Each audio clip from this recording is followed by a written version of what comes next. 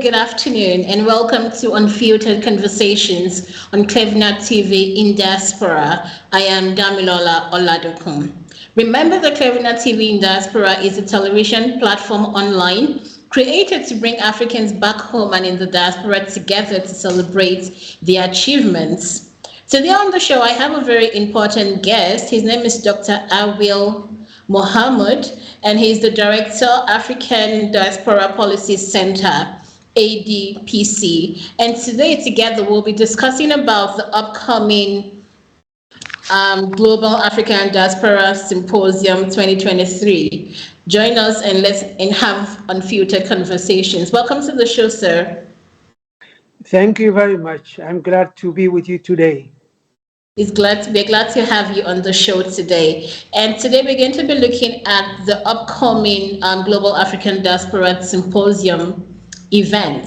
So before we begin the discussion, can you please introduce yourself? Yes, my name, as you already said, is Awil Mohammed. I'm the director of the African Diaspora Policy Center, which is the first African diaspora think tank set up in Europe in 2006. So we are located in The Hague, in the Netherlands, and we have been working on diaspora issues over the past 17 years. What we do mainly is research. We focus on diaspora activities in the development aspects. So we generate a lot of research, a lot of publications from the perspective of the diaspora. We also have what we call a Diaspora Academy here in The Hague, where we invite diaspora to come to our center and get a training in different areas, in the area of global advocacy, among others. We also have a training program in Africa for the what we call emerging diaspora ministries. As you are all aware, there are now more than 30 African governments that have created diaspora departments, including Nigeria, among others. So since 2010, we have been providing capacity building training to the emerging diaspora ministries, and in collaboration with African Union, among others. That's amazing. So can you tell us all we need to know about the upcoming symposium? The symposium is very important. It's initiated by a number of institutions, such as the what we call African Diaspora Alliance. There's an alliance which is based in Nairobi, in collaboration with the Nigerian in the Diaspora Commission, NITCOM. I'm sure you're all aware that the role of NITCOM plays in mobilizing Nigerian diaspora for the development of Nigeria, and also the Organization of African, Caribbean, and Pacific States, OACP, among others. So it's a partnership among a huge institutions, and the event would be held in Abuja on the 27th and 28th of April. So, and the theme of the symposium is building strong connections between Africa and the global diaspora. That means they are bringing together diaspora from the Caribbean, from Africa, from Asia, from Europe. So they are inviting almost 300 people. So it will be one of the biggest events on the continent focusing on diaspora issues.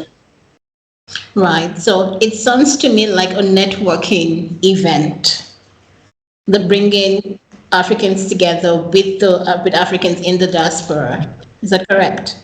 Yes, you put it rightly. It's a networking event to make sure that diaspora and also African governments or African institutions can work together.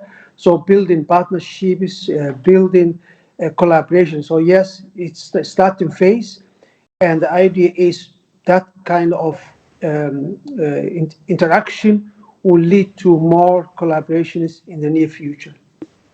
All right. So what major role are you playing in the event?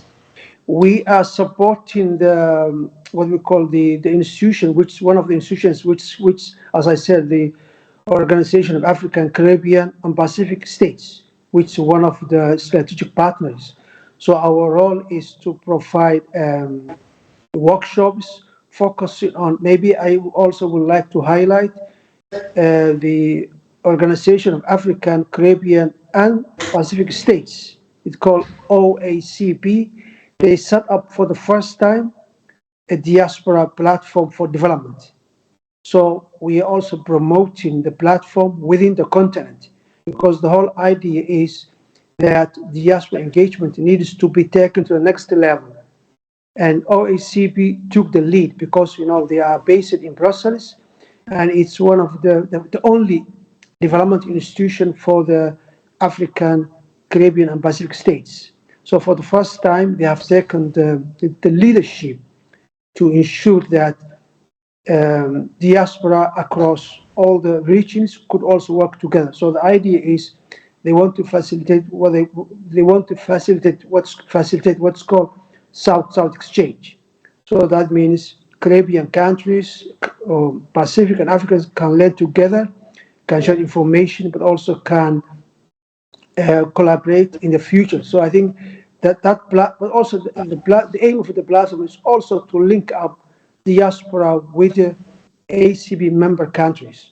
So it's a huge undertaking, and the platform was launched last year in Angola. So I think, that was also a summit of the African and Caribbean and Pacific states. So during that event, the platform was launched. So our role is, especially my role, is to promote and also to increase the feasibility of the platform among the member states across regions. Right. So I know that we live in a world where collaboration is extremely important, right? So what would you say at this point in time, is it important for Africans to collaborate with each other, irrespective of their location? Why is it so important to network at this point in time? I think the most important thing now is the focus is on diaspora, because our diaspora, as you're all aware, really have become a very important development partners on the continent. Last year, the World Bank showed that the diaspora development aid, it's called diaspora development aid, is more than any other aid. So the idea is African governments, wherever they are, whether they're in Nigeria, whether they are in Somalia, they really want to reach out to the diaspora because they want to link it up more into the development.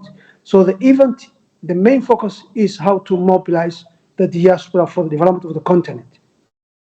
Of course, there are already collaborations within African countries, but I think what they have not done much is how to take diaspora engagement to the highest level of the continent. That's why the African Union will be there. The African Development Bank will also be there in Abuja, so to make sure that diaspora engagement goes beyond member states. So the African Union also play a major role, but also the African Development Bank. They are also inviting other international institutions like the IOM.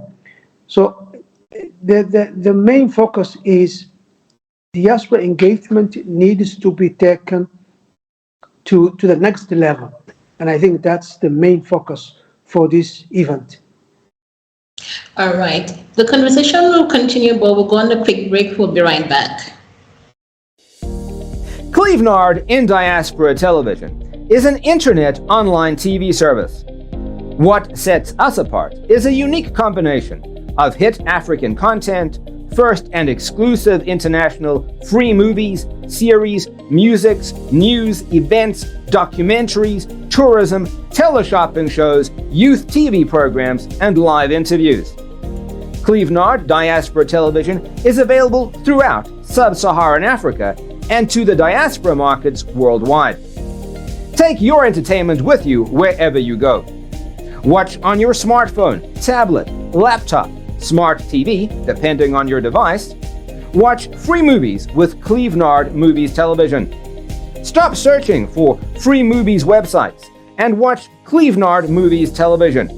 Watch your favorite African shows anywhere at any time.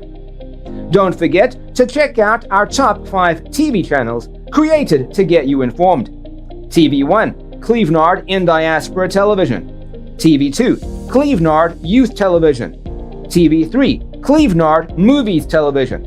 TV4, Clevenard Teleshopping Television. TV5, Clevenard Tourism Television. To start watching, sign up at www.clevenard.com and follow the easy steps. Once you're done, log into the Clevenard website or app on your device, click on any one of our 5 TV channels, and hit play. We will be very satisfied and happy to welcome you to our team as one of our new business partners. Contact info@clevenard.com +34 631 279811. Website www.clevenard.com. Welcome back. Please remember to sign up on www.clevenard.com to join our growing family. I'm still in conversation with Dr. Awil Mohammed, and together we're discussing all you need to know about the Global African Diaspora Symposium 2023. So now we're going to continue the conversation. So as an international guest yourself, sir, how easy was it for you to get a Nigerian visa? Oh, it's not easy. I think that's maybe an issue we have to focus on. I was in Nigeria also in February for another event.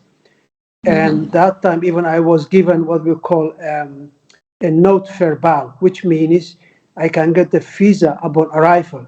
So even when I arrived in Abuja, it took me almost 3 hours. Although I have the permission to go to get the visa, it took me, I mean, people are nice, but I think it took me 3 hours to get the visa. So that may be something that we need to improve. And so at least I was lucky because I was official, I got the official permission to be there. But still, it's not easy. And I have seen some of my colleagues here, they went to the embassy here, and I think it's one of the most expensive visas. I mean, to get a visa from here, from Holland, you have to pay almost 360 euros, which is really a lot of money. But on top of that, you need to get official letter from Nigeria. Institution should invite you. So there's a room for improvement. So I think in terms of visa, it's still difficult if you are not a Nigerian. Right. So we're hoping that going forward, the visa processes would be a little easier for better collaborations in the future. But where exactly is the event taking place in Nigeria? It will be in Abuja. The event will take place in Abuja from 27th and 28th, between 27th and 28th of April. So within 10 days. 27th to the 28th of April. What venue in Abuja is the event taking place on? I'm not familiar with the. Sorry. Oh, you're asking with the venue because I'm not on the ground. Maybe you could ask the NITCOM because I'm sure. But maybe if you Google, you might see it because I'm not familiar with the venue for the time being. All right. So who are the participants? Who are the invited guests? Or who are those participating within the event? Is it a free event? Is it an open event? Is it a closed event? What kind of event is it? Who are those who can attend? It's an open event. So I'm sure that people should apply. Because we are not organizing. So I'm sure NITCOM is organizing on the ground. But mainly the event is for the international institutions on the continent, where like African Union, African Development Bank,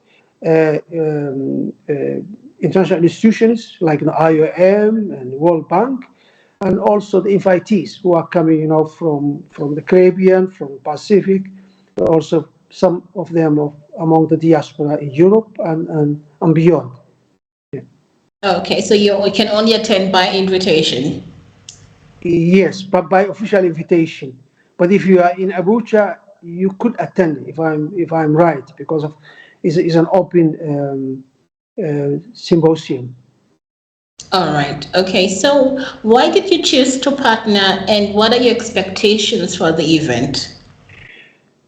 What I'm expecting from the event is that something should come out, especially maybe a follow-up program in terms of supporting the member states, whether it's within the, we are hoping maybe to have a program within the ECOWAS region, because now since the event will be held in Nigeria, and ECOWAS will also be there.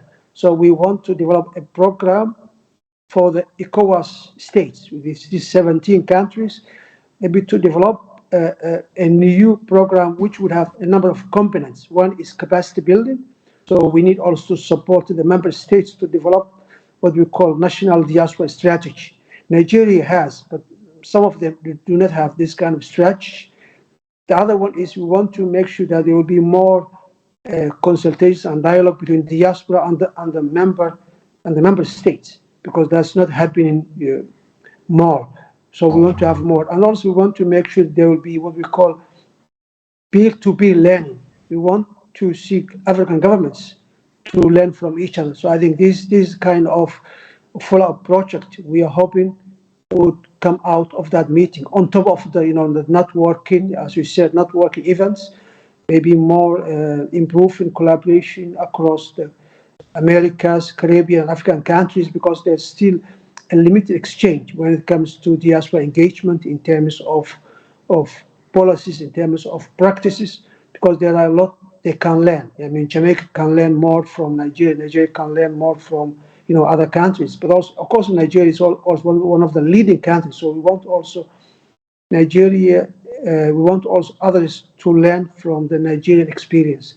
So yeah, that's what we are hoping, that the symposium would result, among others. All right. Okay, so who are some of the favorite speakers at the event? It will be the president of the African Development Bank, who is also Nigerian, and they had last year a diaspora event in Abuja. So he would be there, and he's very important. Of course, the chairman of the African Union is also invited to come to Nigeria and speak, among others. Of course, there will be a Nigerian president who will be also hosting the event, and many Nigerian high-level officials will also be there. Right. Okay, so do you really see any future collaborations between Africans and the rest of the world? I think it's happening already, but I think what will be the added value is that African governments also need to use more of their own diaspora, because diaspora now we build the bridges. So I think the role of the diaspora as ambassadors could also maybe improve, and it's happening, because we know there are Nigerians who are in Japan, and they are also promoting Japan-Nigeria partnership. So I think what many Africans are missing is the power and capacity of the diaspora. So diaspora can also bridge and facilitate the link between Africa with the rest, whether we're China or whether we are, Europe. So I think the role of African diaspora should not be underestimated. And the reason is that other countries are using their own diaspora. India is a good example, where the Indian diaspora are really not only in the area of, they are not only active in the area of development, but they also become ambassadors for India, where they are in South Africa, where they are in the US, where they are in Canada. So I think, and this is what I'm hoping, that we diaspora could also add value in terms of linking Africa with the rest of the world, because we are bridge builders. Right. So those in the diaspora are bridge builders rather, between Africa and the rest of the world. So they're just as important. Very much, because we speak also language wherever we are, whether you are in Spain, whether I'm in Holland. So, our added value it's bigger, because we understand the mindset of where we are located. So we can be diplomats for our countries, we can be ambassadors for our countries. So yes, so we can bridge, cultures, economics, politics. And of course, I'm sure you are aware, many of us are also part of the the institutions in countries we are located, whether we are in the political parties, where we are part of the civil society in whatever country we are located. So yes, we have a lot of resources, more than remittances, but still, the focus only on remittances. But we also have what I call the social capital. I think that social capital, political capital, also needs to be really harnessed, which not happening yet. Right. Okay, so what would you say are your thoughts regarding African tourism and the visa restrictions? We have a really huge challenge, and I'm happy you raised that issue within the continent. And I'm most of my time on the ground, and it's really difficult to travel within the continent. It's easy to travel within Europe, but within continent to get visa from one country to another, it's still extremely difficult. Even within the ECOWAS, although they have these free movements of people, still some of the ECOWAS diasporas from ECOWAS countries are sometimes having problems to travel within the even ECOWAS region. Although Nigeria is more flexible, people can easily go to Nigeria. But a Nigerian from Nigeria or diaspora want to go to other ECOWAS country, sometimes it's not easy.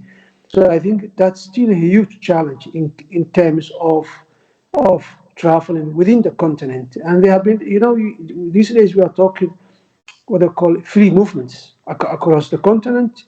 And even now within that protocol, it's only 5 countries have signed to make easy, the people move, trade move. So I think there's a lot. There's also a lot of discussions how to improve it, but it's not easy.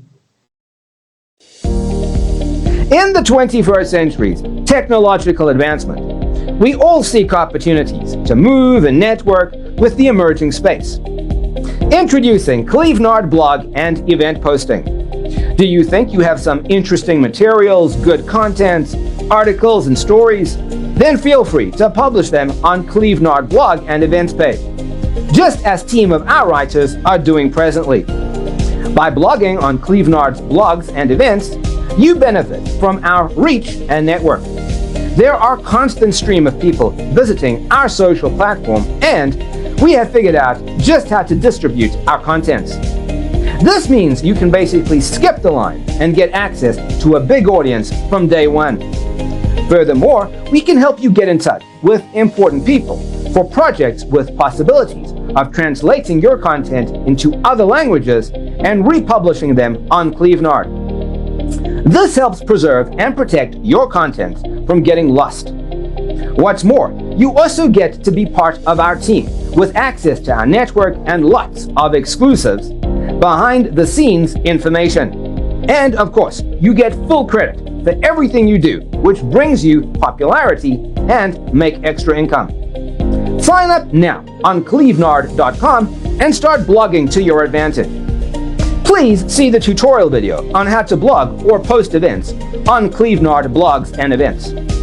For more information, contact info@clevenard.com +34 631 279811. Website www.clevenard.com. Clevenard, your blogs, your identity.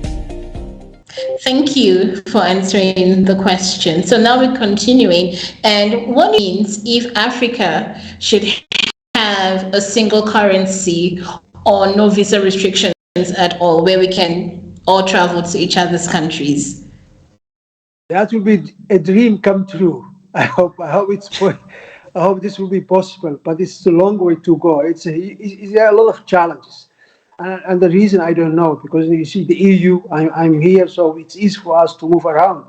So I think it will also improve, the trade, the employment, the mobility. So there are a lot of advantages when it comes, if you have all these kind of things, because then it will also facilitate, the integration of the economic integration within the continent.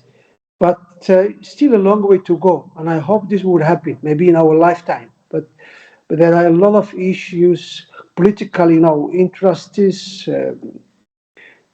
among others, which still now not allowing this to happen. I know the African Union, but also the president of Rwanda has been really trying to really put this on top of the agenda on the continent, but things are moving slowly. But I think it's a good thing to happen. It's a good thing because we have seen the benefits here within Europe. Single currency, open market, open mobility will lead also to more prosperity. Yeah, open market will lead to more prosperity. I like that. So, in closing, what message do you have for all the strategic stakeholders in Africa? What I'm interested, because since as I mentioned, I'm the director of African Diaspora Policy Center since 2006, which now almost 17 years. And we have been really trying to convince all different stakeholders, whether the African Union, whether the African Development Bank, whether the member states, the private sector, that African diaspora have the resources. They are overseas assets, and really they need to develop good policies, good programs to work with them, not only in terms of remittance, but also in transfer of skills, knowledge. And I'm glad that Nigeria is one of the leading countries in terms of benefiting, the highly skilled Nigerians who are abroad. But we need bigger programs, and we need also African governments to understand diaspora have become key development actors. We are contributing more into the economy than the overseas development assistance. So I think there's still a mindset change is required. Mindset change is required within the African institutions, with all kind of stakeholders, that there is huge resources outside the continent, but also within the continent. There are also the diaspora in South Africa. You guys are really also promoting development, contributing a lot of resources to the home country. So I think we need really to open up, but also to protect the rights of the diaspora, the rights of the migrants. So really more needs to be done among different stakeholders. And I think the problem now within Africa is that it's only civil society who are fighting for the rights of the migrants, who are fighting for the rights of the civil society, but not the government. So really we need the governments also, the African Union, to be even more active. Yeah, so I think that's the way that would be my advice to the different stakeholders, but also to the major institutions who could really make a difference when it comes to engaging the diaspora in the development, but also protecting them, the diaspora rights, where they are in South Africa, where they are also outside Africa. Yeah, so that would be my advice. Yeah, the government has so much more to do. Yeah. So what are your final words? My final words is that I'm excited to be part of this symposium in Nigeria, because it has taken for a while to really bring together the diaspora who are in the Caribbean, in Americas, like Brazil, but also in Asia. There are even some who are in the ocean. So really, and I'm really glad the leadership of Nigerian government really to bring all this together, because Nigeria is also a powerhouse of the continent. So I'm really excited to be part of that initiative, because for the first time we are putting our forces together. So like joining our forces, because if diaspora across different regions come together, really we could be a very strong power force. So I think I'm really looking forward to be part of this huge symposium which will be held by the end of this month. Oh, that's a good one. Thank you for joining us today, Mr. Awil Mohammed. Thanks for coming to the show. It was an interesting conversation. Thank you very much for having me, and I wish you all the best.